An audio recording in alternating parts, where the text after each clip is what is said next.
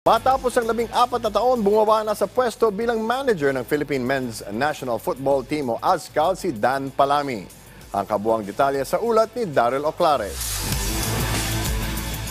Nagpatawag ng isang press conference ang Philippine Football Federation nitong Martes sa Pasig City sa pangunguna ni newly elected President John Gutierrez. Dito inanunsyo ang opisyal na pagbaba sa pwesto ng long-time team manager ng Philippine ASCALs na si Dan Palami. Sa pananatili ni Palami sa koponan, nasaksihan ng dahan-dahang pag-usbong ng football sa bansa at ang pagkakabuo ng ASCALs na tinalo ang Vietnam sa binansagang Miracle of Hanoi para makapasok sa semifinals ng 2010 AFF Suzuki Cup. Sa eksklusibong panayam ng PTV Sports kay Palami, sinabi niya na napagdesisyonan niyang bumaba sa pwesto para magbigay daan sa bagong administrasyon. In respect to the new leadership, I'll have to give them a free hand in that. And I think this is part of my contribution to their administration.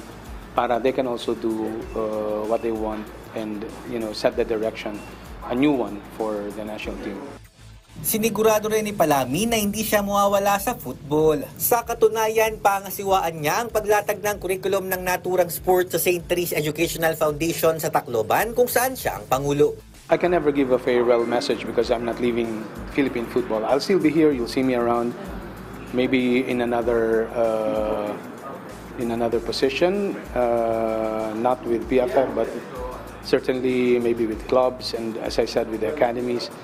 And I think once you're into football, you don't really get out of it. So it's saying hello to another chapter in my life. Nagpaabot naman ng pasasalamat si Gutierrez sa ibinigay na tiwala ni Palami sa bagong liderato ng PFF. I would like to thank him for extending the courtesy to myself, to this new administration, to be able to have the freedom to decide on how we would like to go about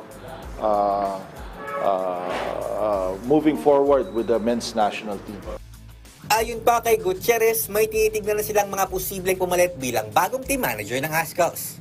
Yeah, we have a short list of candidates who are excited to take up the challenge and to further improve what our men's national team has been able to accomplish in the last decade.